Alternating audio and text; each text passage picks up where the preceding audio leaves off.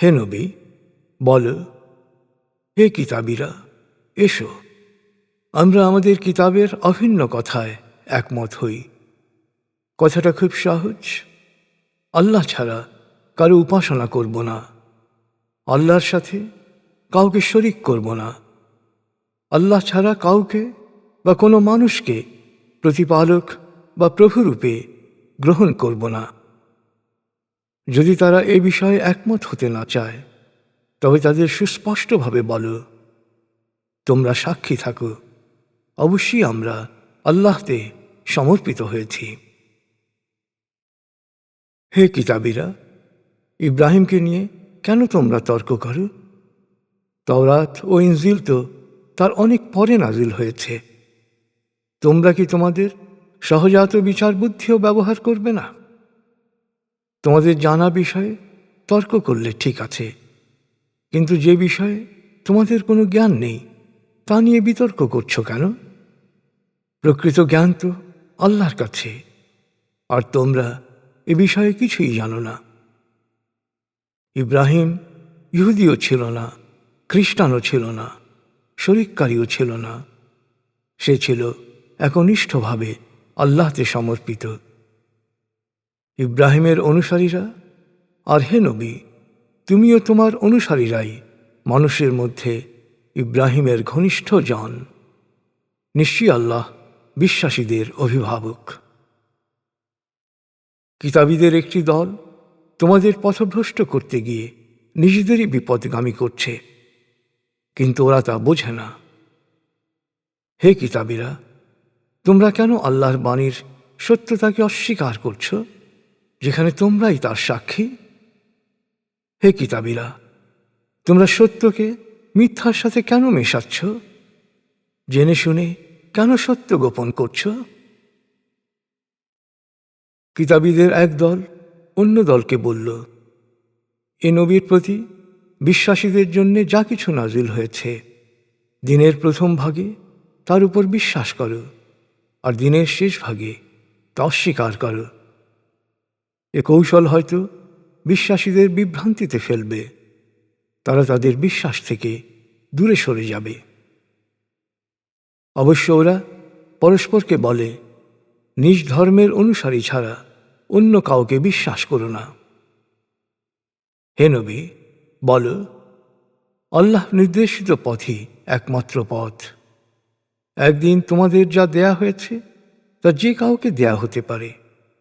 তোমরা কি প্রভুর সামনে এ বিষয়ে যুক্তিতে দাঁড়াতে পারবে? বল, অনুগ্রহ ও মর্যাদা সবই আল্লাহর হাতে। তিনি যাকে ইচ্ছা তা দান করেন। আল্লাহ অনন্ত, অসীম, সর্বজ্ঞ। বিশেষভাবে অনুগৃহীত করার জন্যে আল্লাহ যে কাউকে বেছে নিতে পারেন। তিনি মহা অনুগ্রহশীল। কিতাবীদের মধ্যে অনেকে রয়েছে আমানতদার, যাদের কাছে বিপুল ধন সম্পত্তি রাখলেও তা ফেরত দেবে। আবার অনেকে আছে যাদের কাছে একটা দিনার আমানত রাখলেও তার পেছনে লেগে না থাকলে ফেরত দেবে না, কারণ এটা ওদের ভ্রান্ত ধারণার পরিণতি। ওরা বলে, কিতাব অনুসারে নিরক্ষরদের অর্থাৎ ইহুদি ছাড়া অন্যদের প্রতি আমাদের কোনো দায়িত্ব নেই। ওরা জেনে শুনেই আল্লাহ সম্পর্কে মিথ্যা বলে। ওরাও জানে আল্লাহ এমন কথা কখনো বলেননি। নিশ্চয়ই যে ওয়াদা পালন করে এবং আল্লাহ সচেতনতার পথে চলে, আল্লাহ তাকে ভালোবাসেন। আল্লাহকে দেয়া অঙ্গীকার ও নিজেদের শপথকে যারা তুচ্ছ পার্থিব স্বার্থে বিক্রি করে, আখেরাতে তারা আল্লাহর অনুগ্রহ থেকে বঞ্চিত থাকবে। মহাবিচার দিবসে আল্লাহ ওদের সাথে কথা বলবেন না, ওদের দিকে তাকাবেনও না, ওদের পরিশুদ্ধও করবেন না। ওদের জন্য অপেক্ষা করছে কঠিন শাস্তি। ওদের মধ্যে কিছু লোক কিতাব পাঠের সময় জিহ্বাকে এমনভাবে ওলটপালট করে যাতে তোমরা মনে করো তারা কিতাবের মূল অংশ পড়ছে। আসলে তা কিতাবের অংশ নয়। ওরা বলে এগুলো আল্লাহর পক্ষ থেকে প্রেরিত, কিন্তু আসলে তা আল্লাহর কথা নয়। ওরা জেনে শুনে আল্লাহর নামে মিথ্যা বলে। কোন নবীর পক্ষেই এটা সম্ভব নয় যে আল্লাহর কিতাব, হিকমা ও নবুয়ত লাভ করার পর সে মানুষদের বলবে, তোমরা আল্লাহকে ছেড়ে আমার দাস হও। কখনো নয়, বরং সে বলবে, আল্লাহওয়ালা হও। নিজেরা কিতাবের জ্ঞান লাভ করে অন্যদের সে জ্ঞান শিক্ষা দাও। সে কখনো ফেরেশতা বা নবীকে প্রতিপালক প্রভুরূপে গ্রহণ করতে বলতে পারে না। তোমরা আল্লাহতে সমর্পিত হওয়ার পর সে কি তোমাদের সত্য অস্বীকারী হতে বলতে পারে? স্মরণ করো, যখন আল্লাহ নবীদের মাধ্যমে পূর্ববর্তী কিতাবের অনুসারীদের কাছ থেকে অঙ্গীকার গ্রহণ করলেন। তিনি বললেন, আমি তোমাদের কিতাব ও হিকমা দিয়েছি। এরপর তোমাদের কাছে যে বিধিবিধান আছে তার সত্যায়নকারী কোন রসূল এলে অবশ্যই তাকে বিশ্বাস করবে এবং তাকে সাহায্য করবে। একথা বলে আল্লাহ জিজ্ঞেস করলেন, তোমরা কি আমার সাথে অঙ্গীকার করছ এবং এ প্রতিশ্রুতি রক্ষার গুরু দায়িত্ব নিতে প্রস্তুত আছো? তারা বলল, আমরা স্বীকার করলাম। তিনি বললেন, তবে তোমরা সাক্ষী থাকো, আমিও তোমাদের সাথে সাক্ষী রইলাম। এরপর যারা এই প্রতিশ্রুতি ভঙ্গ করবে তারা সত্য ধর্মত্যাগী। ওরা কি আল্লাহর ধর্মের পরিবর্তে অন্য ধর্ম চায়? অথচ মহাকাশ ও পৃথিবীর সবকিছুই স্বেচ্ছায় হোক বা অনিচ্ছায় তার কাছে সমর্পিত, আর তার কাছেই সবাইকে ফিরে যেতে হবে। হে নবী, বলো, আমরা আল্লাহর উপর বিশ্বাস করি। আমাদের প্রতি যা নাজিল হয়েছে আর ইব্রাহিম, ইসমাইল, ইসহাক, ইয়াকুব ও তার বংশধরদের উপর যা নাজিল হয়েছে, মূসা, ঈসা ও অন্যান্য নবীর নিকট আল্লাহর যে বিধিবিধান এসেছে তার সব কিছুর উপরেই আমরা বিশ্বাস স্থাপন করেছি। আমরা তাদের মধ্যে কোনো পার্থক্য করি না।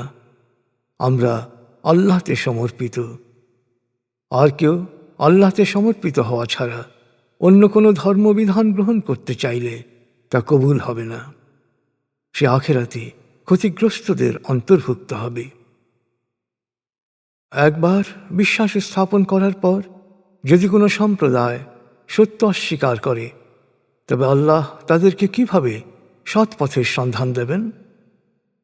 অথচ তারা নিজেরাই সাক্ষী যে এ রসূল সত্য। তাদের কাছে এ সত্যতার স্পষ্ট নিদর্শন এসেছে। আল্লাহ এ ধরনের দুরাচারীদের সৎ পথের সন্ধান দেন না।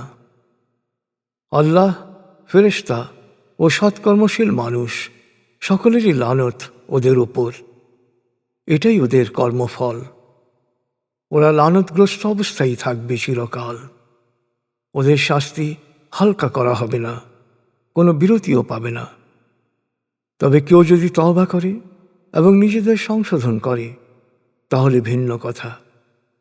আল্লাহ অতীব ক্ষমাশীল, পরম দয়ালু।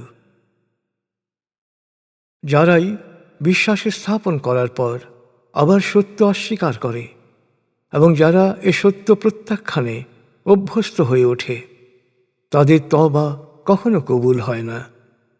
এরাই পথভ্রষ্ট। যারা সত্য অস্বীকার করে এবং সত্য অস্বীকারী হিসেবেই মারা যায়, ওরা ওদের পাপের বিনিময় হিসেবে পৃথিবী সমান সোনা দিলেও তা কবুল হবে না। ওদের জন্য রয়েছে কঠিন শাস্তি। ওরা উদ্ধারকারী হিসেবে কাউকে পাবে না।